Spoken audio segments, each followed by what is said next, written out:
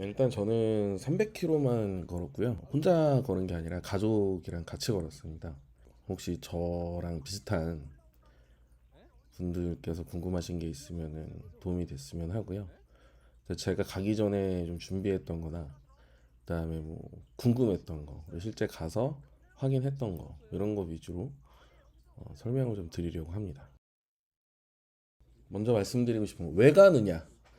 이게 굉장히 뭐 이유가 되게 많아요. 사람들마다 되게 다양하고. 그래서 저도 뭐 가기 전에 봤는데 막 그 순례길에서 어떤 깨달음을 얻고 아니면 뭔가 뭐 정리를 하고 생각의 정리를 하고 막 이렇게 대부분의 분들이 블로그나 유튜브에 올린 걸 보니까 막 되게 엄청난 그 뭔가를 되게 얻어오더라고요. 근데 저는 이제 그렇게 간 건 아니었어요. 그런 이유로 간 건 아니었고 순례길을 막 꼭 가보고 싶다. 그래서 간 것도 아니었어요. 그러니까 저는 진짜 단순하게 아버지가 점점 나이를 드시고 뭔가 가족들이랑 뭔가 같이 했던 기억이 나중에 어떤 게 남으실까 이렇게 생각을 했을 때 그냥 뭐 며칠 여행 가거나 뭐 일주일 정도 여행 갔다 오는 것은 저도 잘 기억이 안 나더라고요. 그래가지고 뭔가 되게 오랜 시간을 좀 같이 지내는 게 좋을 것 같은데 뭐가 좋을까 하다가 술래길이 괜찮은 것 같았어요. 한 30일이었고 그리고 아버지가 나중에 이제 알게 된 건데 원래 젊었을 때 아버지는 순례길을 좀 가보고 싶다고 하셨더라고요. 그래가지고 더 좋았던 것 같고 아버지는 순례길에 대한 그런 가보고 싶다라는 그런 니즈가 있으셨던 것 같아요. 애들은 사실 그 키로당 1,000원씩 주기로 했어요. 그래서 300km를 다 걸으면 30만 원 주겠다. 이제 그래서 이제 가게 된 거죠. 32일 전인가 그냥 비행기를 마일리지 있던 걸 다 털어서 티켓팅을 해버렸고 그리고 32일 정도 준비를 한 것 같아요. 근데 저는 좀 다른 분들처럼 나 개인의 어떤 뭔가 깨달음이니 뭐 나만의 여행 뭐 이런 생각은 없었어요. 사실 어떻게 보면은 아파도 안 되고 힘들어도 안 되고 내가 좀 고생은 하겠구나 이 생각은 하고 갔어요. 근데 이제 가다 보니까 계속 이제 걸으면서 뭐 할 게 없더라고요. 그러니까 걸으면서 나는 여기 왜 왔지? 이런 생각을 하면서 나는 우리 가족을 그 산티아고 대 콤포스텔라까지 무사히 이제 데려가야겠다. 이게 내 순례길의 목표로 해야겠다. 그래서 그냥 단순히 정말 그런 이유로 갔던 것 같아요. 근데 실제로 가니까 정말 다양한 사람들이 있어요. 그러니까 거기 오는 이유도 되게 다양하고 다른 나라 사람들도 되게 이유가 다양하고 우리나라 사람들 이유는 다양한 것 같아요. 그러니까 뭐 꼭 이래야 된다, 저래야 된다 이런 거에 구애는 안 받는 게 좋을 것 같습니다. 물론 이제 뭐 정통적인 그 순례길의 의미라면은 그런 뭐 종교적인 의미가 아마 강하겠죠. 근데 저는 이제 가톨릭도 아니고 그러다 보니까 뭐 종교적인 이유를 배제하고 나면은 그 외에는 그곳에 가는 이유가 그냥 개인들마다 다 다르다고 생각을 합니다. 네, 두 번째 피지컬 피지컬이라고 할게요. 그 육체에 관련된 거. 그러니까 저도 이게 사실 되게 고민이 많았거든요. 걱정이 많이 되고 저는 몸무게가 100kg에 뭐 혈압약도 먹고 고지혈증 약도 먹고 당뇨 약도 먹고 그러니까 성인병을 다 안고 살고 있어요. 그러니까 제가 여기 처음 간다고 그랬을 때 저희 회사 직원이 점심시간에 밥 먹으러 가는데도 힘들어하는 사람이 거기 왜 가냐 뭐 이런 식으로 얘기를 했어요. 저도 사실 이 부분이 제일 걱정이 됐던 건 사실이에요. 그러니까 내가 이걸 걸을 수 있나? 뭐 군대 전역하고 20년 동안 뭐 한 번도 걸은 적이 없는데 이게 되려나? 제가 이런 생각을 많이 했죠. 근데 걸어 보니까 한 20km는 걷겠더라고요. 그러니까 저는 지금은 몸이 이랬지만 그 군대 있을 때는 보병 대대에 있던 의무병이었어요. 근데 이제 의무병 중에서도 이제 막 행군을 되게 많이 하는 의무병이었는데 그러다 보니까 그 20년 전에 그 걸었던 기억과 그리고 그 물집이나 이런 발의 관리라고 해야 될까요? 이런 거에 대한 게 굉장히 보통의 사람들보다는 많이 갖고 있었죠. 그래서 저는 계속 그 가기 전에 연습할 때도 그렇고 가서도 가족들 뭐 이제 물집 관리, 발 관리 뭐 이런 거에 대해서 되게 예민하게 이제 생각을 했고 체력 관리 이런 것도 굉장히 좀 예민하게 생각을 했던 것 같아요. 아버지는 되게 잘 걸으신다고 많은 분들이 얘기하셨는데 아버지는 사실 지금도 한 10km씩 매일 뛰세요. 근데 이제 뛰는 거랑 걷는 거랑 좀 다르다고 하시더라고요. 그러니까 맨날 이제 그 안양천을 뛰시다가 어느 날 갑자기 이제 그 걷는 걸로 이제 바꾸신 거예요, 연습을. 이제 가방을 메고 걸으니까 아, 그 쓰는 근육이 다르다. 그러면서 이제 좀 처음에 물집도 많이 잡히신 것 같더라고요. 근데 아버지는 보니까 또 우리나 저나 애들한테 또 패기치기 싫어서 매일 걷기를 연습하셨던 것 같아요. 그러니까 저희 집에서 한강까지 갔다 오면 한 20km 되는데 그거를 되게 무거운 가방을 메고 매일 걸으셨던 것 같아요. 그래서 사실 아버지는 그렇게 큰 걱정은 안 했어요. 체력적으로는.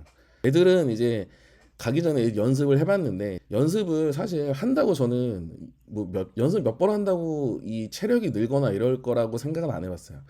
그런 게 아니라 이 지금 현재 상태에서 이 몸뚱아리가 얼마나 버틸 수 있지? 이거를 이제 테스트 해보려고 낮에도 걸어보고 밤에도 걸어보고 뭐 동네 뒷산도 올라가고 이렇게 한 건데 애들은 보니까 잘 걸어요. 근데 저희 애들이 무슨 특별히 튼튼하다거나 뭐 운동을 많이 하거나 이런 애들이 아니거든요. 근데 보니까 애들은 회복력이 굉장히 좋더라고요. 그리고 좀 이렇게 몸이 날씬할수록 그런 것 같아요. 저희 첫째는 좀 살이 뚱뚱하고 둘째는 되게 날씬한데 둘째는 힘들다고 한 적이 없어요. 물론 이제 단점으로는 지구력이 약하니까 애들은 많이 쉬어줘야 돼요. 근데 이제 걷다가 그걸 봤을 때 문제가 뭐였냐면 저희는 체력이 아니라 연습을 서울에서 몇 번 해볼 때 보니까 시간이었어요. 시간. 아무래도 애들이 있으니까 자꾸 자주 쉬어줘야 됐고 그러니까 만약에 20km 넘게 걸으라면 걸을 수는 있을 것 같은데 되게 오래 시간이 걸릴 것 같더라고요. 그리고 보면은 아버지는 그때 이미 연습을 많이 하셔가지고 되게 잘 걷는 상태였고 그러니까 만약에 그냥 출발하면은 아버지가 아마 제일 빨리 걸었을 거고 그 다음에 제가 뭐 갔었을 테고 그 다음에 애들은 저 뒤에 처져 있었을 것 같아요. 그러니까 저랑 아버지가 속도를 애들한테 맞춰줘야 됐고 그러다 보니까 제가 몇 번 이제 서울에서 테스트 해봤을 때 한 20km가 최대겠다. 그러니까 그게 체력의 문제가 아니라 걸어보니까 그 시간의 문제. 너무 오래 걸리게 돼요. 자꾸 쉬어야 되고 뭐 중간중간 쉬어야 되고 뭐 먹어야 되고 이렇게 돼야 되니까 그 시간이 좀 되게 많이 오래 걸리더라고요. 그래가지고 가기 전에 연습을 하고 가라는 분들이 계신데 저는 그거 뭐 몇 번 연습한다고 된다고 생각하진 않아요. 그러니까 매일매일 하면 상관이 없겠지만 뭐 다들 직장도 있고 저도 뭐 주말에나 좀 하고 밤에 뭐 갔다 와서 한번 하고 그리고 다음날 또 회사 가고 이러면 되게 힘들잖아요. 그러니까 그 가기 전에 한 달이나 두 달은 그 체크를 하는 거죠. 자기의 상태. 그래서 저도 가기 전에 계획이 계속 바뀌었어요. 처음엔 저희도 뭐 저도 한 25km 보통 사람들이 많이 가는 그 큰 마을들이 있거든요. 다른 순례자들이 이제 그렇게 생각을 했다가 이게 몇 번 하다 보니까 아 이게 하루에 20km는 너무 오래 걸리겠구나. 한 15km 정도가 제일 낫겠구나. 그래서 그렇게 맞춰서 계속 일정을 수정하고 계획을 하고 생각을 하고 이렇게 몸에 좀 맞춰갔어요. 그러니까 가기 전에 저희가 한 여섯 일곱 번 정도 걸어봤는데 그 기간이 뭐냐면 이거를 걸어서 뭔가 체력적으로 좋아지겠다 이런 생각을 저는 하진 않았고 지금 상태에서 뭐라 그럴까 맞는 계획을 짜는 거라고 생각을 했어요. 그래가지고 어, 제가 그렇게 몇 번 이제 해보니까 딱 한 15에서 20km가 적당하겠구나.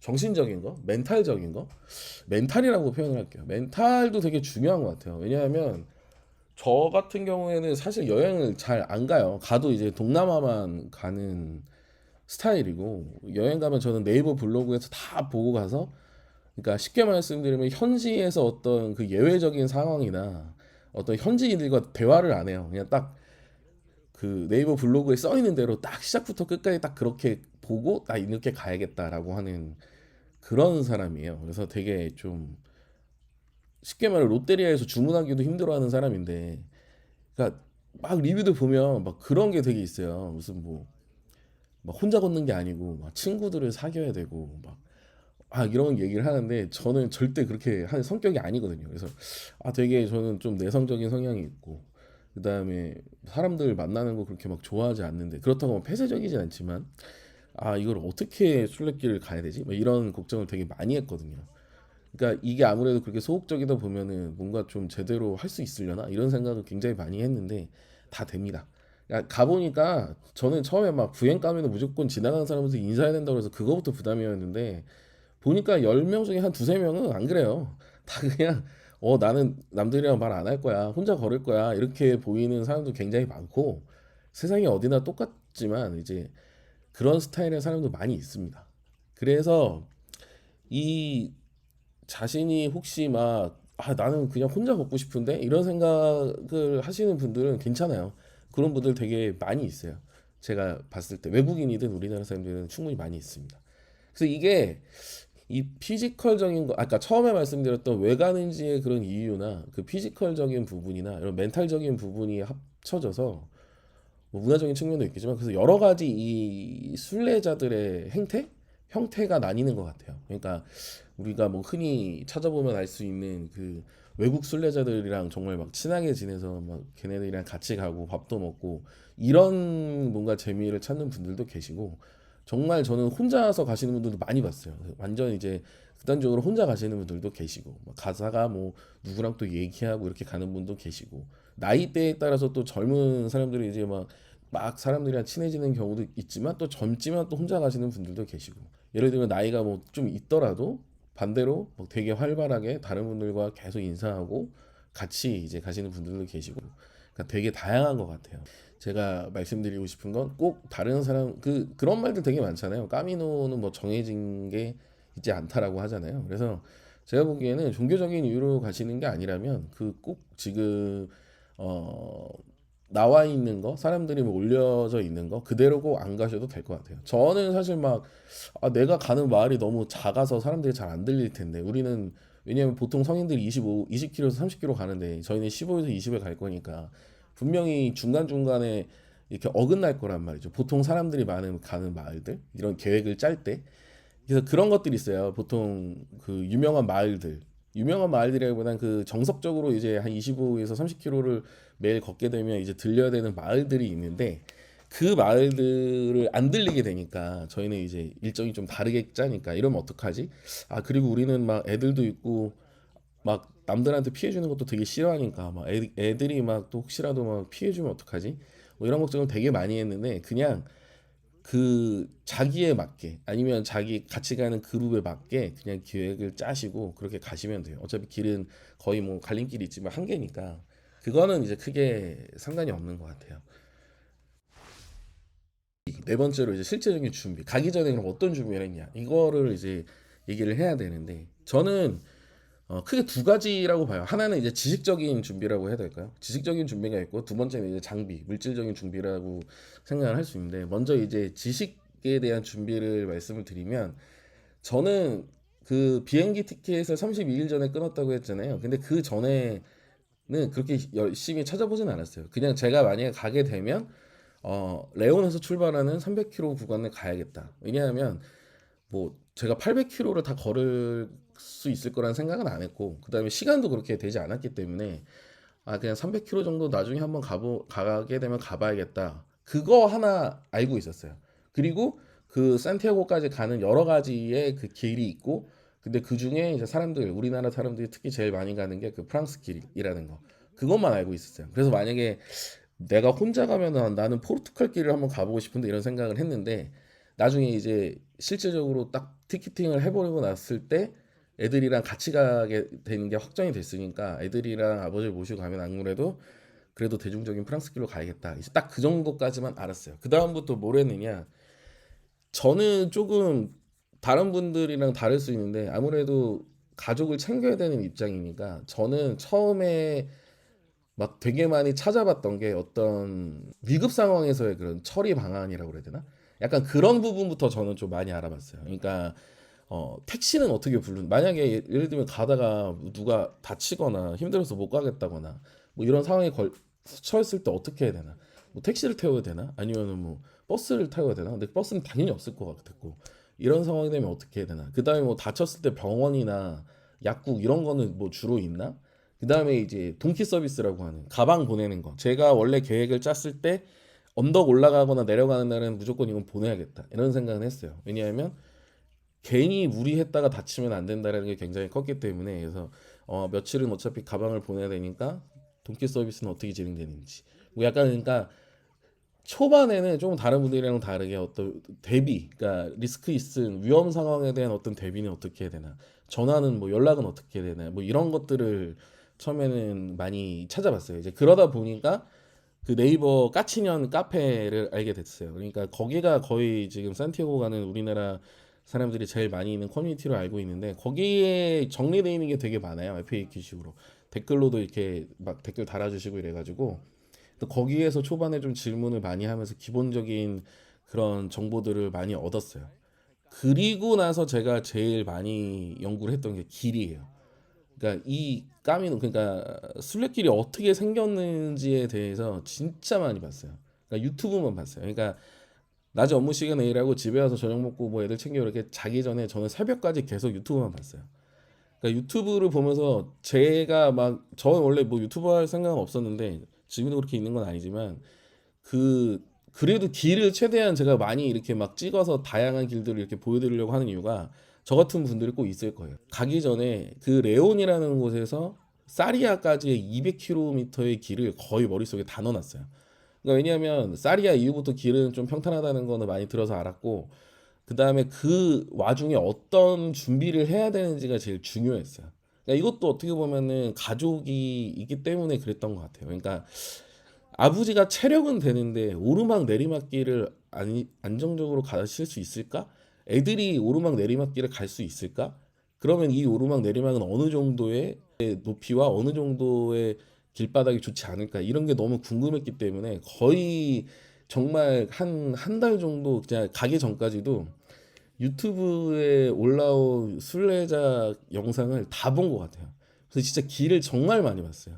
그래서 그때부터 제가 이제 고민했던 게 그 철의 십자가 내려오는 길. 거기 돌밭길이 제일 안 좋았거든요. 그러니까 제가 가보니까 실제로 거기가 제일 안 좋았어요. 되게 거기가 안 좋았고, 그러니까 비 오면 정말 큰일 날 것 같았어요. 근데 가기 전에 제가 까치는 카페에 물어보니까 왜냐면 어떤 분들은 막 아스팔트로 걷더라고요. 그래서 물어보니까 거기가 어차피 눈 오거나 비 오고 그러면 다 아스팔트로 걷는데요. 그래서 아스팔트가 아니라 그 차도.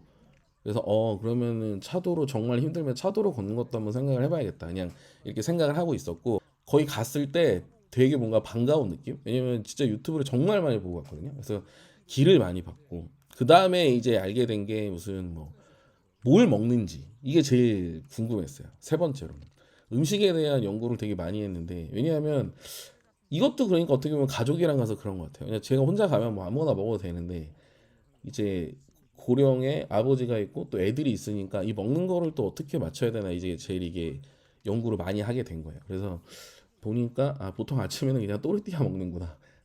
그래서 그냥 나도 우리도 무조건 또르띠아. 딴 거 뭐 처음에 시키지도 않았어요. 또르띠아 먹고 메뉴 델 디아라는 게 있구나. 그러니까 순례자 메뉴가 있죠. 그래서 저런 게 있구나. 그래서 이렇게 쭉 보면서 뭘 주로 사람들이 먹는지 이런 걸 많이 봤어요. 근데 요리를 하나도 못 하니까 이제 제가 해야 되는데, 그러니까 뭐 그 알베르게 키친에 갖고 와서 뭘 사 먹을 수 있는 게 있나? 뭐 이제 이런 것들도 좀 봤고 그래서 그런 먹는 거.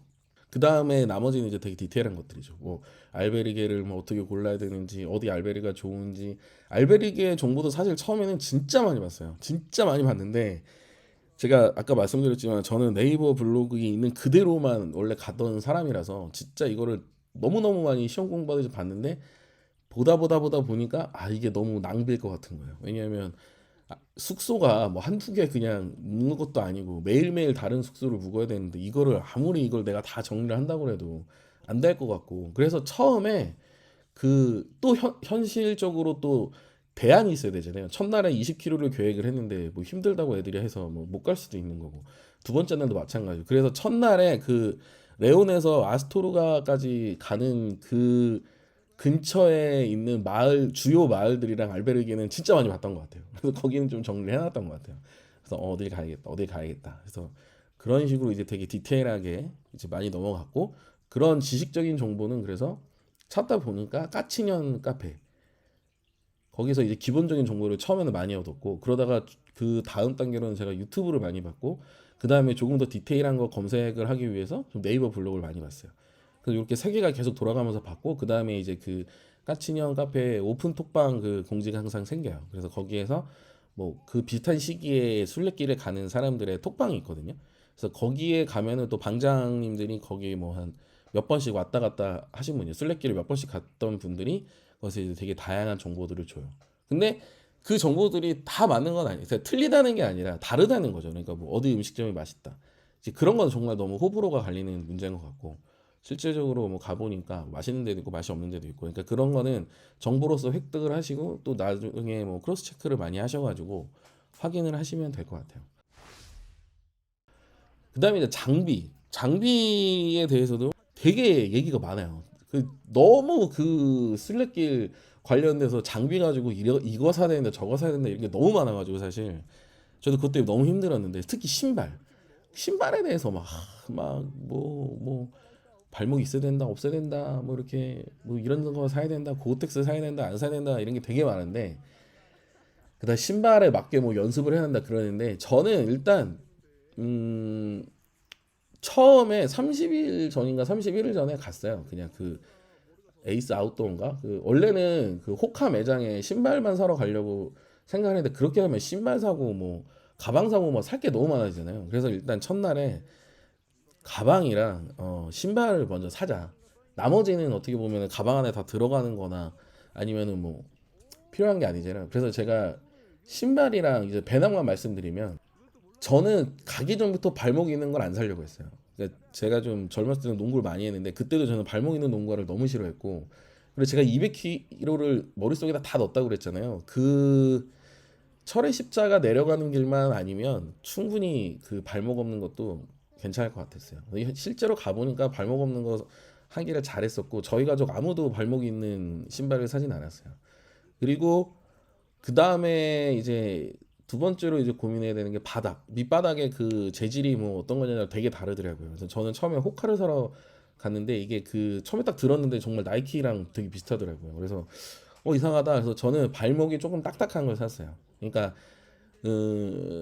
발목 얇은 건 쉽게 말하면 이런 아스팔트나 잘 정비되어 있는 도로에서는 이제 런닝하기는 되게 좋은데, 약간 거기는 제가 길을 봤을 때 흙길도 많고 돌길도 많고 이렇기 때문에 그런 데서는 너무 푹신푹신한 것보다는 약간 딱딱한 게 저는 더 나을 것 같았어요. 그래서 바닥에 좀 딱딱한 걸 샀고, 어, 세 번째로는 고어텍스, 그러니까 이게 방수가 돼야 되느냐 아니면 통풍이 잘 되는 게 낫냐 이런 거에 대한 논란이 많은데, 저는 비가 와봤자 3분의 1 이상 오겠냐 우리 일정에 이런 생각이었어요. 그래서 굳이 고어텍스 사는 것보다 그냥 물탱이가 되더라도 그냥 나는 그냥 통풍 잘 되는 게 나을 것 같아. 그래가지고 그냥 고어텍스는 사지 않았어요. 근데 이런 생각을 처음부터 하고 있었는데, 그래서 이제 호카가 좋다고 해서 이제 호카 브랜드를 사려고 이제 갔는데, 사장님이 다른 걸 추천했어요. 알트라라고. 그래서 이것도 막 당하는 거 아니야? 그래가지고 좀 찾아봤는데 그것도 뭐 호평이 있더라고요. 근데 저는 되게 만족했어요. 이게 일단 얘가 발볼도 되게 넓고 다른 신발에 비해서, 이게 저랑 저희 아들이랑 또 등치가 크다 보니까 발도 되게 크거든요. 그래서 그거 골랐는데 뭐 갔을 때 아무 문제 없었고, 특히 제가 좋았던 게 다른 신발들도 요즘 다 그럴 것 같은데, 제가 제일 걱정했던 건 비 오는데 몸은 젖으면 씻어도 되는데 신발은 어떻게 해야 되지? 이게 되게 저는 의문이었거든요. 그러니까 완전 물에 다 젖어 있는데 다음날 이 신발은 어떻게 하지? 근데 웃긴 게 진짜 다음날 바로 마르더라고요. 완전 뽀송뽀송은 아니지만 그렇다고 햇빛에 놔둔 것도 아닌데, 하루 종일 비가 오는 날씨에 그냥 어 그늘에 놔둬도 다음날 그래도 축축하지 않았어요. 그러니까 제가 그 걸으면서 느낀 게, 비가 와서 축축해지다가 비가 그치어서 좀 걷다 보면은 이게 물이 싹 없어져요 어느 날. 그러니까 요즘 신발들이 그렇게 좋은 것 같아요 아마도. 그래가지고 저는 그 신발에 대해서 매우 만족했고 뭐 불편한 게 없었어요. 그래서 신발은 뭐 그냥 본인한테 맞는 거 사면 되는 것 같아요. 케바케로. 그리고 의외가 아니라, 그리고 발목이 있는 거 굉장히 많이 신어요. 굉장히 거기 보면은 발목이 있는 그 신발 굉장히 많고요. 그 다음에 진짜 외국 애들은 막 샌들이나 막 슬리퍼 신고 다니는 사람도 간혹 봤어요. 걔네들은. 그래서 막 진짜 별의별 애들이 다 있네. 요새 이런 생각이 들고. 그 다음에 가방은요. 이제 가방이 이제 얘기가 되게 많아요. 뭐 남자들은 이게 뭐 이런 게 있잖아요. 본인 몸무게의 10kg 정도가 적당하다. 근데 저는 그렇게 생각하지 않아요. 무조건 가벼우면 가벼울수록 좋다고 봅니다. 그래서 제가 100kg인데 그럼 10kg로 제가 난 10kg 들고 갈 자신이 없는데 좀 이런 생각을 했거든요. 그래서 저는 일단 오스프리 가방이 제일 가볍다고 해서, 그래서 무조건 나는 가벼운 거. 그래서 이제 오스프리로 생각을 하고 있었고, 그냥 적당한 걸 사려고 그랬어요. 남자들은 뭐 50리터, 여자들은 한 40리터 뭐 이렇게 사라고 하는데, 제 생각은 뭐였냐면, 무엇을 가방에 넣을 거냐, 배낭에 어떤 물건을 들고 갈 것이냐, 이게 또 되게 많거든요 얘기가. 뭐 이게 필요하다 저게 필요하다 뭐 이런 게 되게 많아요. 근데 저는 무슨 생각이었냐면 가방에 맞추자 했어요. 그래서 가방을 큰 거를 사지 않았고 38리터짜리 샀어요. 저랑 저희 아들이랑. 그래서 이 38리터짜리에 어 그 들어가야 될 그 물건들 있잖아요. 이거를 1순위부터 넣었어요, 그냥. 그래가지고 안 들어가면 안 넣었어요. 왜냐하면 내가 무거운 거 들고 다니기도 너무 싫고, 아예 만약에 안 들어가고 안 중요한 거면 뭐 제가 안 중요하다 생각하면 정말 필요하면 스페이스 현지 가서 사지 뭐 이제 이런 생각을 했어요. 근데 이거는 결론적으로 매우 좋은 선택이었다고 봐요. 그래서 저희는 아버지는 20리터, 22리터짜리인가 코롱에서 가방을 하나 샀고, 가방은 중요한 게 그 허리띠라고 그래야 되나요? 허리띠만 있으면 되는 것 같아요. 그게 있어야 이제 어깨가 덜 아프거든요. 얘가 힘이 그쪽으로 가니까. 그래서 만약에 좀 고민이신 분들은 가방을 너무 큰 걸 사지 마시고 그냥 가방 좀 작은 걸 사세요. 그리고 거기에다가 중요한 물건부터 넣으시면 돼요. 그래서 저희는 아버지 짐은 아버지 22리터 가방에 다 들어갔고, 아버지 침낭만 저랑 제 큰아들 가방에, 그래서 침낭이 두 개씩이 밑에 깔리고, 그다음에 그 위로 저랑 저희 아들이랑 저희 딸 옷이랑 뭐 이렇게 제 양압기랑, 그다음에 뭐 이렇게 충전할 때 쓰는 뭐 그런 거나 뭐 여러 가지 짐들, 이제 그런 것들을 가방 두 개에 나눠 가지고 이제 뭐 슬리퍼나 이런 것들까지 해 가지고 이제 넣었었어요. 필요했던 거. 랜턴. 첫 번째 랜턴이 정말 필요한 것 같아요. 저는 그냥 이거 핸드폰 이거 후레쉬로 그냥 하면 되는 거 아닌가? 스마트폰 후레쉬로 하면 되는 거 같은데 확실히 차이가 나요. 그러니까 스마트폰 후레쉬는 뭐라 그래야 될까? 정말 막 배터리가 다 돼서 내 발 앞에만 볼 수 있는 거. 물론 저도 이제 마지막에는 막 게을러지고 이래가지고 랜턴을 그냥 가방에서 꺼내지도 않고 그냥 이렇게 핸드폰으로 하고 갔는데, 이게 마을만 벗어나면 완전 어둠이니까 아침에 해 안 뜰 때 나갈 때는 정말 랜턴은 되게 꼭 필요한 것 같아요. 왜냐하면 이게 또 제 생각과 달랐던 게 뭐냐면 해가 되게 늦게 떠요. 얘네가 8시 반 막 이때 떠요. 그러니까 보통 근데 알베르게가 8시에 체크아웃을 많이 하거든요. 보통 8시에 체크아웃하고 12시쯤에 이제 다시 체크인을 하기 때문에 그 사이에 이제 청소를 많이 한단 말이에요. 그러니까 8시에는 늦어도 나가야 되는 알베르게가 많은데 그때 해가 거의 안 떠 있을 확률이 커요. 그러니까 랜턴은 되게 필요했던 것 같고, 두 번째로 이거는 좀 가족끼리 갈 때 필요한 것 같은데, 저는 그 종이 세제. 그 종이 세제를 가져갔어요. 그러니까 그 와이프가 넣어줬는데 이거 짐만 될 것 같은데 안 가져가려다가 처음에 넣었던 이유가 뭐냐면, 이게 말하는 거를 되게 어려워하니까, 막 세탁기는 내가 뭐 그냥 이렇게 보고 어떻게든 돌릴 수 있을 것 같은데 이 세탁 세제가 없으면 어떡하지? 이걸 또 사야 되나? 이게 너무 스트레스여서 넣었는데, 그걸 진짜 거의 다 쓰고 왔어요. 그러니까 세탁기 돌릴 때, 그러니까 어떻게 보면 한 단계가 좀 줄어드는 거죠. 그러니까 세제는 어디 있어요? 이렇게 물어보지 않고, 또 없으면 사와야 돼요 이러면 수도 있는데, 그냥 그게 아니라 그냥 빨래 돌릴 때마다 그거 하나 넣었을 때, 그러니까 넣고 돌리니까 세탁기 돌릴 때 너무 편했고, 저는 세탁 세제 가져간 걸 정말 잘한 것 같고, 그 다음에 손톱깎이. 이거는 한번 딱 한 번 쓰게 될 거예요. 한 달 정도 가면 한 번은 꼭 자르게 되더라고요. 근데 없으면 너무 찝찝했을 것 같아요. 물론 이제 뭐 사거나 뭐 빌릴 수도 있겠지만 그건 좀 필요했던 것 같고. 그다음에 이제 스틱은 저랑 저희 아버지는 잘 안 썼어요. 그러니까 뭐 들고 다니는 영상은 많이 나오지만 제가 찍으려고 한 게 아니고, 제가 쓰려고 하는 게 아니고, 그러니까 딸이 이제 들고 다니다 힘들다 하면 그걸 제가 그냥 들고 다닌 건데, 저희 아들이나 딸은 스틱이 없었으면 거의 못 갔을 정도로 이제 스틱을 많이 이제 사용했던 것 같아요. 스틱은 저희는 그 레온에서 그냥 제일 싼 거 그걸로 샀었고요. 네. 그 다음에 멀티탭.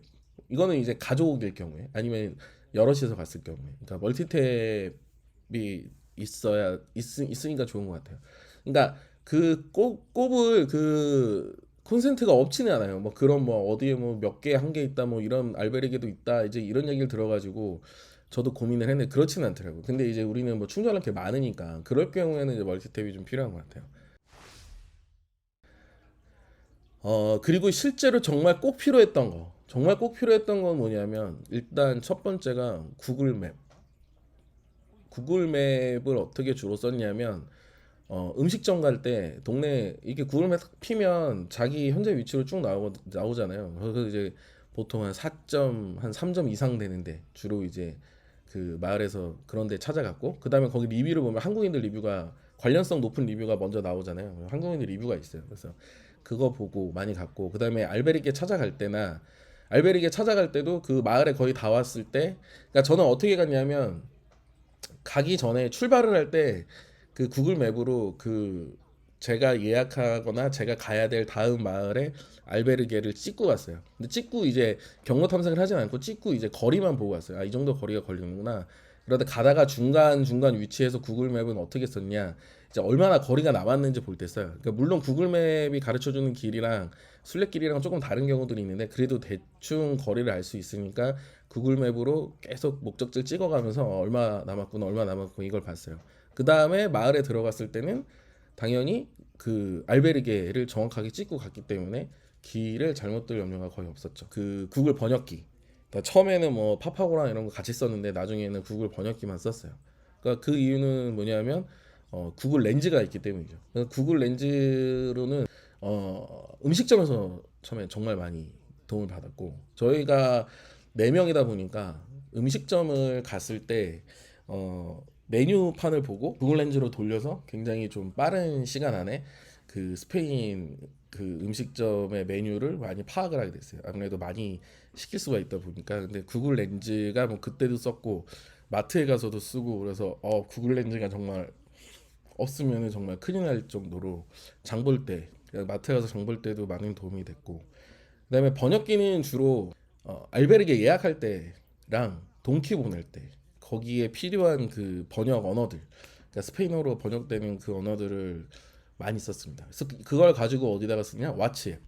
그러니까 걔네는 이제 카톡을 안 쓰고 거의 왓츠앱을 쓰니까 그 알베르게 예약할 때도 무조건 왓츠앱에 번호 등록하고 구글 번역기에서 번역을 해요. 뭐 며칠 날 4명 예약됩니까? 뭐 이렇게 해가지고 그거를 카피해가지고 왓츠앱으로 바로 보내고, 그럼 왓츠앱에서 답변이 오면 그걸 다시 구글 번역기 돌려서 뭐라고 하는지 보고 그래서 왔다 갔다 했고요. 동키 같은 경우에도 그냥 이제 보내면 된다고 하는데 제가 좀 이따 자세하게 말씀드리겠지만 그냥 저는 왓츠앱으로 그냥 담당자한테 계속 막 보내버렸어요.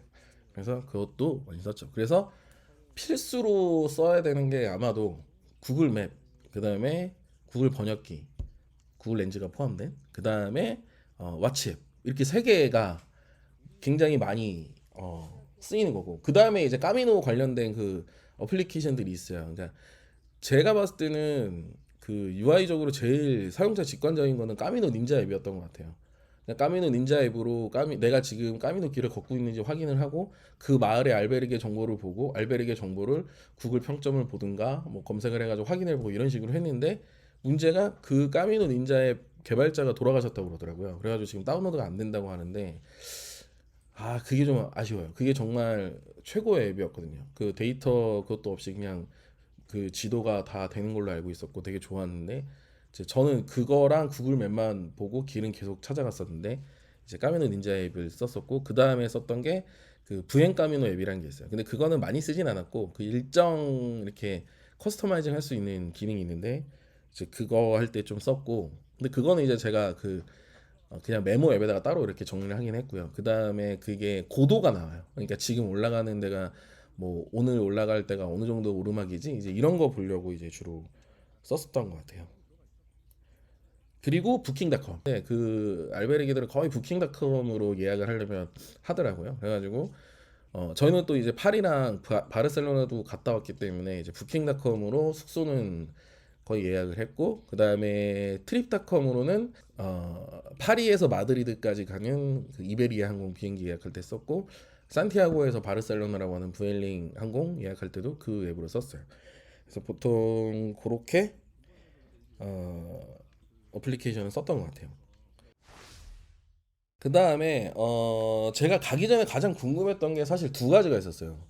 하나는 동키 보내는 거. 그러니까 막 정리는 되게 잘 돼 있는데 실제로 내가 이걸 보내려니까 어떻게 보내야 되는지, 이게 뭐 말도 잘 못하겠고 나는 주인이랑 뭐 이거 어떻게 해야 될까 근데 그게 자세하게 나온 게 없더라고요, 어디도. 그래서 동키 보내는 거 하나가 되게 궁금했었고, 그 다음에 알베르게 체크인은 도대체 어떻게 하는 거지? 이게 뭐 호텔처럼 막 직원이 맨날 있는 것도 아닐 테고 막 이제 이런 게 되게 궁금했었어요. 근데 동키 같은 경우에는 실제로 가보니까 문제가 막 되게 리뷰에는 거기 봉투가 되게 많다.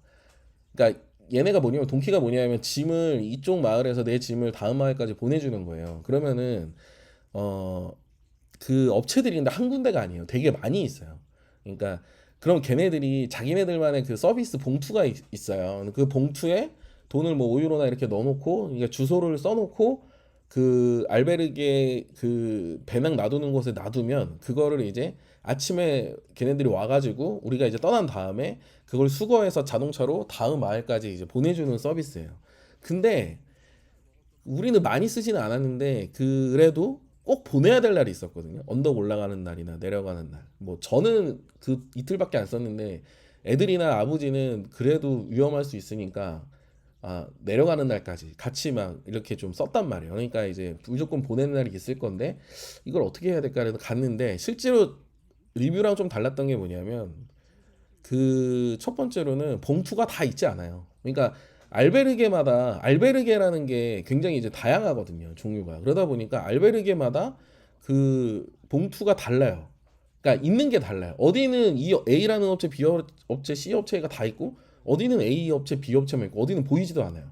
그러니까 그럼 막 물어봐야 되는 거예요. 이거 봉투 있냐, 어딨냐. 이제 그럼 이제 그때부터 이제 막 저는 스트레스니까. 그래서 이건 어떻게 해야 되나 그러다가 처음에 그래서 일부러 한 3일차 때인가 그 보내기 전날쯤인가 한번 예비로 한번 테스트를 한번 해봤어요. 이게 제대로 가는지에 대해서. 워낙 또 성격이 예민하니까 완벽해야 돼. 그래서 그리고 그 다음 날은 다른 데 보내봤어요. 근데 제가 더 괜찮다고 생각하는 업체가 있었어요. 그래서 얘네들이 이렇게 보통 봉투를 돈을 넣어서 보내면 그 다음날 거기 봉투 그 가방을 갖다 줄 때 새 봉투를 하나를 주거든요. 그래서 제가 그 어떤 업체 봉투가 알베르기에서 보이면 그걸 다 이렇게 저장을 했어요. 저장? 훔쳤다고 그래야 되나? 그러니까 저는 이제 하코트랜스라는 데를 썼는데 거기가 왜냐하면 이제 그 제일 친절했던 것 같아요. 제가 말을 왓츠앱으로 걸면은 제일 답변도 잘해주고 그래서 하코트랜스 결론적으로 거의 썼는데 그래서 저는 하코트랜스 그 봉투가 보이는 알베르게마다 이렇게 넉넉하게 좀 챙겨놨었어요.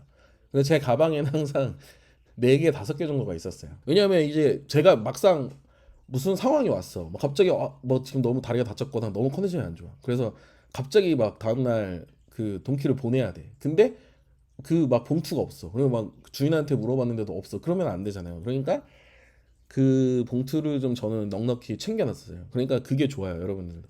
그러니까 넉넉히 챙겨 두시고. 그 다음에 두 번째 달랐던 거는 막 이게 동키가 안 왔다, 제대로 안 왔다 이런 케이스들이 되게 많거든요. 그러니까 뭐 그 알베르게 주인한테 말하면 자기네들이 알아서 그거를 어디다 놔두라고 하고 그러면 무조건 와서 가져간다. 이게 일반적인 그 동키의 시스템인데 저는 그걸 못 믿어서 전날에 제가 무조건 따로 예약을 했어요. 그러니까 나 내일 어디 여기서부터 여기까지 갈 거야. 그러니까 주소는 당연히 구글맵에서 주소 찾아 붙여넣기 한 다음에 여기부터 여기까지 갈 건데 뭐 만약 저기 아들 거 하나 보내는 날 하나만 갈 거야. 그다음에 뭐 두 개 보낼 땐 2개 갈 거야. 뭐 이렇게 해가지고 보냈거든요. 가능해? 그러면 이제 그쪽에 답이 와요. 그럼 알았어. 내가 어디 놔둘게. 그런 다음에 다음날 아침에 출발하기 전에 한 7시나 이럴 때 사진을 딱 찍어서 다시 보냈어요. 왓츠앱에. 여기 있다. 잘 부탁해. 이런 식으로 아예 완전히 해놨어요. 뭐 그렇다고 이게 무슨 어떤 법적인 효과가 있는 건 아니지만 뭔가 나는 확실히 여기다 놔뒀다. 이렇게 약간 네가 좀 책임을 져라. 엄청 약간 좀 진상처럼. 왜냐면 이게 또 안 오면 안 되니까 우리 입장에서는. 그래서 어 그렇게 했어요. 왜냐하면 이건 알베르게 시스템을 이해해야 되는데 알베르게는 일종의 호텔이나 호스텔이 아니잖아요. 그러니까 주인님들이 퇴근한단 말이에요. 그러니까 아침에 그냥 문을 열어놓고 그냥 가는 거예요. 그러니까 그 새벽부터 주인들은 출근하지 않죠. 아무도 없어요, 알베르게. 그러니까 거의 대부분의 알베르게가. 그러다 보니까 이거를 누가 책임져 주지 않아요. 그 어떤 공간이 있겠죠. 리셉션 같은 공간. 그러니까 그 문이 열려 있는 공간. 그래서 이게 그 알베르게 가다 보면 거기에 동키들이 와 있는 공간이 있어요. 배낭이. 거기에 이제 쌓아 놓는 거예요. 그러면은 다음 날도 거기다 놔두면 되는데 그때 이거를 누가 아무도 책임져 주지 않는다고 저는 생각해요. 주인들이 챙기지 않아요. 제가 보기에는. 그들이 무책임하다는 게 아니고 출근을 하고 퇴근을 하기 때문에 제가 알기로는 그러니까 아침에 동키 올 때 그분들은 없어요. 그러니까 여기다 놔둬 그러면은 이제 뭔가 좀 예민하고 뭐 확실하게 하려는 주인들은 거기 뭐 전날에 얘기할 수 있는 근데 전날에 주인이랑 얘기 안 돼 있을 수도 있잖아요. 그러니까 저 같은 경우에는 무조건 왓츠앱으로 담당자한테 얘기를 하고 그 다음에 그 장소에다가 다음날 아침에 갖다 놓고 나갔어요. 사진을 찍어서 꼭 보내고. 그래서 이거를 주인이 해주겠지? 이렇게 생각하는 거는 조금 리스크가 있을 것 같아요. 거기서 뭐 안 왔다, 못 왔다, 가방이 뭐 이런 케이스들의 여러 가지 글들이 보이거든요. 이제 그런 게 좀 보이고. 어, 마지막 세 번째로는 이게 다른 데는 모르겠는데 저는 이제 하코트레스만 썼는데 이게 담당자가 계속 바뀌어요. 왜냐면 구간이 있으니까. 그러니까 저희 같은 경우는 이게 찔끔찔끔 보내니까 막 예를 들면 처음에 저희가 철의 십자가 올라가는 날 보냈거든요.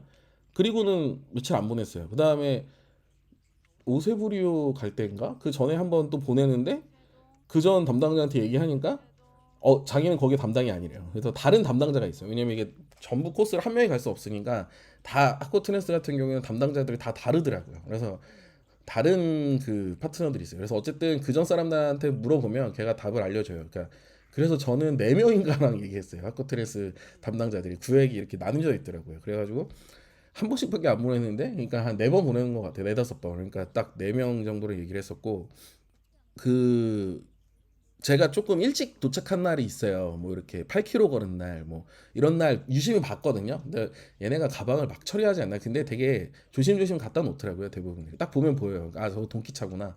그럼 딱 가면은 이렇게 등치 좋은 아저씨들이 와가지고 가방을 그냥 쓱 들고 가요. 그러니까 확실히 이게 피지컬이 달라서 그런지 모르겠는데 나는 막 낑낑거려서 확 던져버리지 않나. 근데 그게 아니라 정말 정말 가볍게 한 손으로 이렇게 들어서 쓱 가요. 그리고 놓는 것도 보니까 갖고 와서 그냥 쓱 놓고 가요. 한 양손에 하나씩. 그러니까 약간 뭐 도난이나 이런 거를 조심하라고 하는데 제가 봤던 그 동키 아저씨들은 뭐 그렇게 그 정도는 아니었어요. 그래서 괜찮구나. 그래서 저도 좀 안심을 하고 보낼 때는 물론 돈은 보내지 않았죠. 돈은 항상 이렇게 제가 가지고 다녔고. 그다음에 알베르게가 좀 궁금했던 거예요. 저는 이제 왜냐하면 알베르게 체크인은 어떻게 하지? 이거 뭐 호텔에서도 나 체크인하는 거 되게 자신 없는 사람인데, 근데 호텔은 그래도 동남아 매번 가보니까 맨날 이렇게 정해져 있는 말이 있잖아요. 뭐 집은 어디 있냐, 뭐 디파짓은 얼마나 할 거냐, 막 이러는데 와 여기는 내가 들어가서 뭘 어떻게 해야 되지? 그냥 여권만 내면 되나? 그 다음에 제일 제가 그러니까 저는 거의 전날 그러니까 공립알베르게 말고는 공립알베르게에서 저희가 두 번 잤는데 그때 말고는 다 예약을 했어요. 왜냐하면 오늘 여기서 묵을래요. 네 명이요. 이렇게 말하는 게 너무 힘들 것 같아가지고 그냥 예약을 했어요. 무조건 예약을 했고 네, 알베르게에 대해서 말씀을 드리자면 뭐 다들 아시겠지만 공립 알베르게 있고 사립 알베르게가 있고 그 다음에 뭐 이렇게 호스텔도 있고 크게 이렇게 세 가지로 나눌 수 있을 것 같아요. 알베르게 중에는 뭐 고급스러운 데도 있을 것 같은데 네 가지 에어비앤비 같은 그 에어비앤비는 아니지만 그 아파트먼트 주로 하는 저희는 이 네 개를 다 돌아가면서 잤어요. 그래서 공립 알베르게 같은 경우에는 거의 선착순이라 그냥 시간까지 가면 되고 그래서 처음 공립 알베르게 갔을 때 아직도 기억나는데 와 이거 체크인을 어떻게 해야 되지 이렇게 고민을 하고 있으니 다행히 사람들이 줄을 서 있어서 저는 그냥 맨 마지막에 줄을 서가지고 저희 가족은 그냥 그대로 했죠. 그러니까 이렇게 여권 내고 이렇게 그럼 자기네를 체크해요. 보통 그 무슨 그게 시스템인지 모르겠는데 한 명은 체크인을 하시더라고요. 보통 한 명은 그 받아서 하는 체크인을 하고 한 명은 그 체크인이 끝나면 이제 그 알베르게 그 소개를 시켜줘요. 뭐 여기는 네 방이다, 네 침대다. 그 다음에 여기는 뭐 키친이다, 여기는 뭐다 이런 걸 한 번씩 이렇게 나뉘어져 있는 것 같더라고요. 공립은 거의 그렇게 하더라고요. 사립도 그렇게 하시는 분들이 많고, 근데 공립은 이 사람들이 월급 받는 사람들이 아니라고 하더라고요. 그래서 어쨌든 공립은 그래서 그 시설이 좋지는 않지만 저렴하죠. 그래서 그러다 보니까 저희가 공립을 두 번 잡다고 그랬잖아요. 근데 저는 원래 한국에서도 침낭을 잘 안 쓰는데 사실 침낭을 저는 별로 많이 안 쓴 것 같아요. 그러니까 이게 마음만 먹으면 공립에서만 숙박을 하지 않으면 거의 다 이불을 주더라고요, 사립은. 아마 만약에 제가 나중에 가을이나 봄이나 여름에 혼자 가면 침낭 안 가져갈 것 같아요. 제 성격엔 그냥 막 없으면 그냥 이렇게 뭐 바람막이 덮고 자고 뭐 이럴 것 같아요. 왜냐하면 그냥 저는 개인적으로 이제 침낭을 쓰기 싫어하는 사람이니까. 그래서 나중에 사리아부터는 다 사립에서 자다 보니까 침낭 아예 꺼내지도 않았어요. 가방에서 그냥 놔두고 있었는데 약간 뭐 그런 게 있고. 그러니까 이 사립 알베르게라는 게 몰랐는데 가보니까 그냥 주인마다 그 꾸며놓은 게 달라요. 그러니까 컨셉도 다 다르고 자기네들만의 그 어떻게 보면은 그게 보이는 거예요. 물론 이제 사리아 이후부터는 약간 되게 큰 사립 알베르게도 많고 시설도 좋고 와이파이도 빵빵한 데가 많은데 그 전에 200km에서 보니까 알베르게들이 굉장히 그 컨셉도 다르고 똑같은 알베르게가 한 개도 없어요. 그 주인의 스타일마다 달라요. 근데 그 얘기는 뭐냐면 주인 혼자서 운영하는 알베르게들이 많이 있더라고요. 청소하는 사람은 따로 있을지도 모르겠지만 그 얘기가 뭐냐면 이분들이 퇴근해요. 퇴근 자기도 먹고 살아야 되니까. 그러니까 집에 가야 되니까. 그래서 퇴근하고 다음날 아침에 없어요. 저희가 아침에 일하는 사람을 본 거는 그 비아당고스 첫 델파르멘가 거기 그 델팔라모 거기 그 공립알베 거기서만 아침에 저희가 출발하는데 거기 이제 아침을 주니까 그 일하시는 분들이 있더라고요. 그 다음부터는 아침에 출발할 때 주인님을 본 적이 한 번도 없어요. 그러니까 이제 그냥 주인님 없는 상태에서 그냥 아침에 이제 나가는 거고.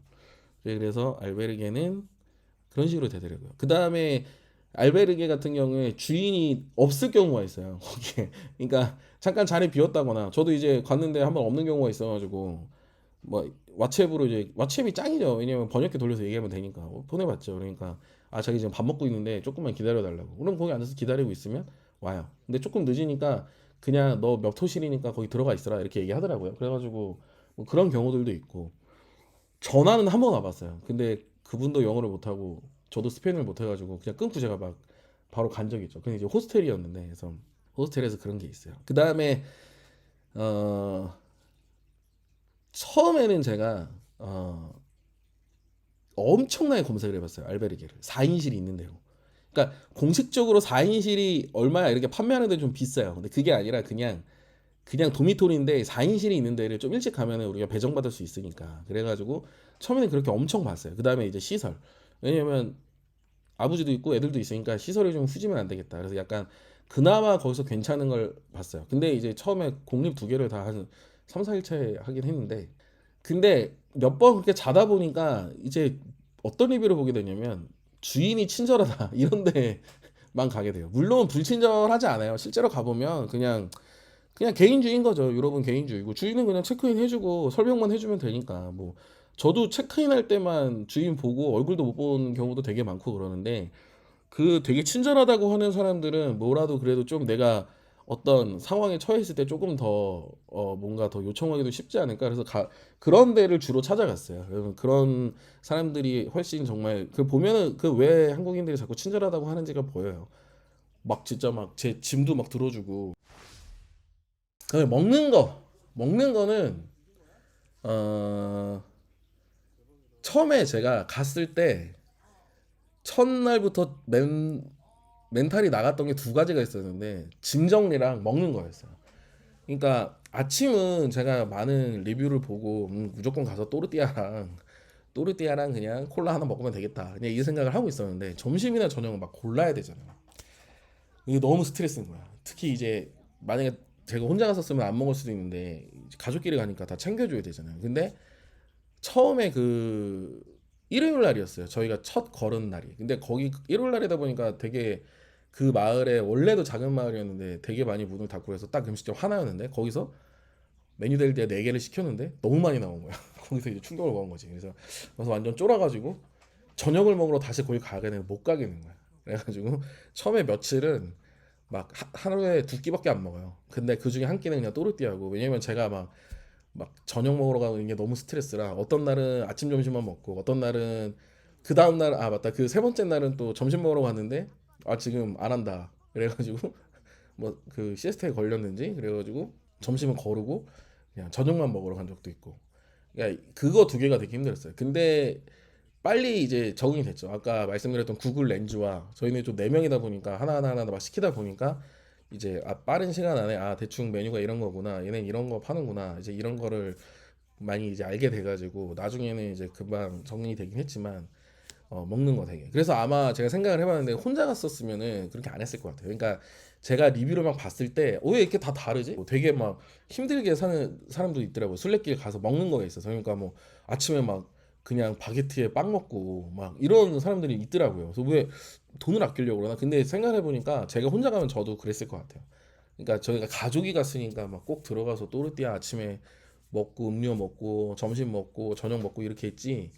제가 혼자 갔었으면은 그냥 귀찮아가지고 그냥 뭐 아침도 대충 그냥 먹고 뭐 점심도 저녁도 그냥 두 개 중에 하나만 제대로 먹고 하나는 그냥 뭐 그러지 않았을까 뭐 이제 이런 생각을 좀 해봅니다. 그래서 그 같이 걸을까 그 있잖아요. G.O.D 갔던 게 그 G.O.D가 갔던 길이 저희랑 똑같은 거리였는데 그렇게는 못할 거예요 아마. 그래서 저는 저런 거 다 있나 보다 생각하고 갔거든요. 그러니까 가면 한식을 되게 많이 먹어요. 뭐 맨날 뭐 막 찌개도 끓여 먹고 막 고기도 구워 먹고 햇반 있고 막 이러거든요.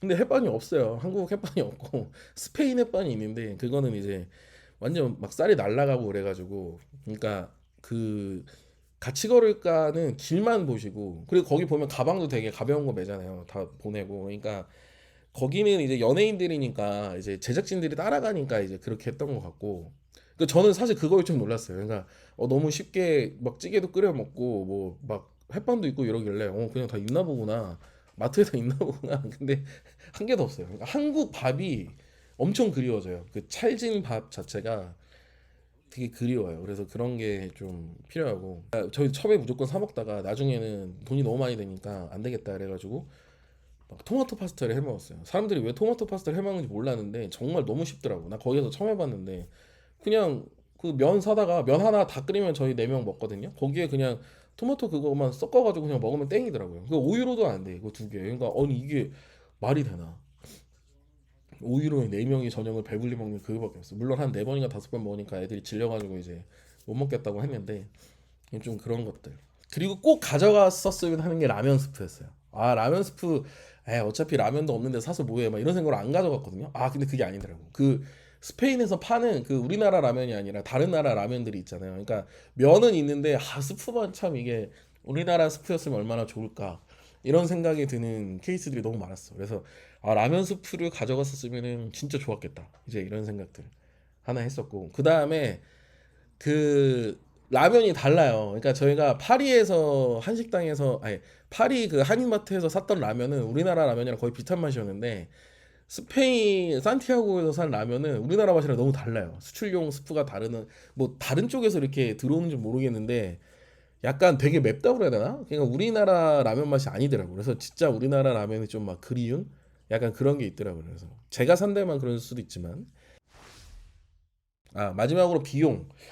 이게 비용이 참 웃긴데 술래길이 되게 싸다.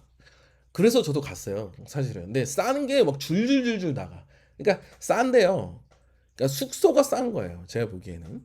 숙소가 싸요. 그건 맞아요. 근데 우리가 뭐 프랑스 여행을 하거나 뭐 어디 유럽 여행을 할 때 뭐 10박 정도 들어가잖아요. 근데 여기는 한 20박, 30박 가잖아요. 순례길은. 그러니까 그 체류 비용이 꽤 들어요. 생각보다. 그래서 저는 그냥 순례길은 싸다고 하니까 숙박도 뭐 하루에 뭐 10,000원, 20,000원이면 된다고 하니까 이렇게 하고 갔는데 이게 생각보다 돈이 체류 기간이 길다 보니까 많이 들어요.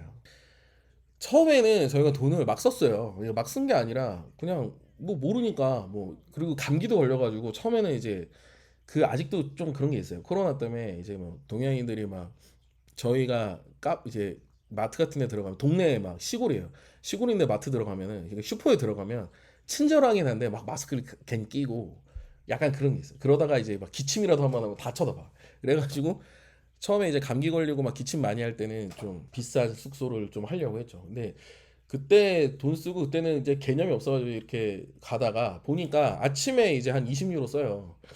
왜냐면 뭐 또르띠아 2개, 그다음에 이제 오렌지 주스 안 먹으면 되는데 또 오렌지 주스도 2개, 막 애들 막 콜라 막 한 4개씩 먹고 아버지 커피 드시고 막 이렇게 되니까 아침으로 한 10에서 한 20유로 이렇게 나오더라고요. 그다음에 메뉴 델 디아, 그러니까 순례자 메뉴라고 하는 게 되게 가성비는 좋아요. 해자기는 해요. 사람들이 항상 말하는 게 12유로 정도에서 한 18유로까지 하는 거 먹어봤는데 하나를 먹으면 음료에 음료 막 와인 하나 주세요. 막 병으로 나오니까 그런 데가 많으니까 막 이만한 거 나오고 그 다음에 전식 나오고 전식으로 뭐 보통 샐러드나 파스타 시키고 그 다음에 본식 그 고기 뭐 닭고기 돼지고기 소고기 나오고 그 다음에 후식까지 나오니까 완전 짱이죠. 우리나라 돈 한 2만 원? 2만 원으로 이렇게 나오면 짱이죠. 근데 이게 웃긴 게 뭐냐면 우리나라에서는 한 10,000원만 해도 한 끼를 먹거든. 그러니까 이게 2만 원에 그렇게 나오는 거는 괜찮아. 이게 지금 환율이 많이 올랐으니까. 그러면은 되게 가성비가 있고 괜찮은 게 맞아요. 근데 이게 4명이나 되면은 이게 2만 원이 8만 원에서 한 10만 원이 되는 거예요, 하루에. 이거 자체로 한 끼만 먹어도. 그러니까 처음에 제가 점심도 사 먹고 저녁도 사 먹었는데 돈이 너무 많이 나는 거예요. 그 다음에는 어떻게 했냐면 메뉴 델리아를 안 시켰어요. 너무 우리한테 양도 많고 입맛도 잘 안 맞았어요. 처음에 잘 먹지도 못했어요. 그래서 메뉴 델리아를 처음에 시키다가 중간쯤에 그냥 단품으로만 시켜 먹는 게 그게 훨씬 싸요. 그냥 뭐 한 8유로, 뭐 7유로 이래가지고 하나씩 그냥 먹고 음료 하나 먹고 이제 이런 경우도 있었고 나중에는 이제 아예 한 끼만 제대로 먹고 한 끼는 뭐 대충 해 먹거나 이런 식으로 했어요. 그래서 제가 파스타를 하거나 아니면은 뭐 마트에서 사오는 무슨 컵라면이나 뭐 빠에 같은 거 뭐 이런 거 돌려 먹거나 이제 이런 식으로 해가지고 어 하루에 한 150유로 정도? 그러니까 숙소가 일단 50유로. 4명이 자야 되니까. 그러니까 50에서 한 60, 48유로, 그러니까 1인당 12유로짜리에서도 잡았는데 그 코로나 이후로 많이 그게 올라가지고 한 50에서 60유로 정도 이제 싸게 자는 거. 그래서 그거에서 한 50, 60, 그러니까 숙소로 50, 60, 그다음에 아침으로 한 10에서 20, 그러면은 한 80 되겠죠. 최대 쳤을 때 80유로에 한 끼 제대로 메뉴 델디아 먹은 게 한 50유로. 그럼 한 130. 그다음에 저녁으로 한 20유로 이렇게 해가지고 150유로 정도로 이렇게 맞췄었거든요. 근데 그 오픈 톡방에서도 보면은 하루에 한 50유로 생각하더라고요. 혼자 가시는 분들은. 그러니까 한 8만 원, 7만 원 이렇게 쓰는 거죠. 그러니까 근데 그게 일주일이면은 딱 얼마 안 되지만 이게 한 30일 막 이래 버리면 그것도 꽤 나가야 되는 거죠. 그래서 저희 같은 경우에는 처음에 좀 잘 몰랐을 때 좀 돈을 쓰고 감기 걸려가지고 막 그 좀 숙소비에 좀 쓴 것도 있었고 그때는 그 다음에 먹는 거를 저희가 또 그렇게 막 잘 먹지는 않는데 그래도 유명한 건 먹어보자 해서 문어를 엄청 먹었어요. 볼볼을. 그러니까 뭐 어디 갔을 때 그런 특별한 요리들 뭐 10에서 20유로짜리 추가해서 먹는 거 뭐 이런 거 먹고 숙소도 저희는 연박하거나 그럴 때는 아파트먼트 그게 훨씬 쌌어요. 4명이다 보니까. 그러니까 알베르게 특히 산티아고 같은 경우에는 되게 물가가 비싸서 그 성당 옆에 알베르게가 막 1인당 25유로 달라고 하더라고요. 근데 그럼 하루에 우리는 100유로잖아요. 근데 오히려 그러면 아파트먼트 빌리는 게 훨씬 싸가지고 이제 그런 식으로 하고 산티아고에서도 뭐 한식당도 가고 뭐 이것저것 사 먹고 그래서 제가 대략 계산해보니까 한 700만 원 정도 그 거기에서 그러니까 먹고 잔 것만 순례길에서 22일 동안 먹고 잔 것만 뭐 그렇게 막 아끼지 않고 그렇다고 뭐 엄청 막 펑펑 쓰지는 않고 그냥 먹을 거 먹고 했을 때 한 700만 우리나라 돈으로 그 정도 쓴 것 같고 근데 그 외적으로 뭐 비행기 표니 그다음에 제가 또 버스를 못 타요. 버스를 잘 못 타서 이제 고속철도로 이제 뭐 램페 갔던 그런 이동 비용이나 아니면 이제 파리에서랑 바르셀로나에서 했던 것까지 하면은 더 비싸게 되죠. 그래서 그 순례길에서 먹고 한 것만 한 700만 원.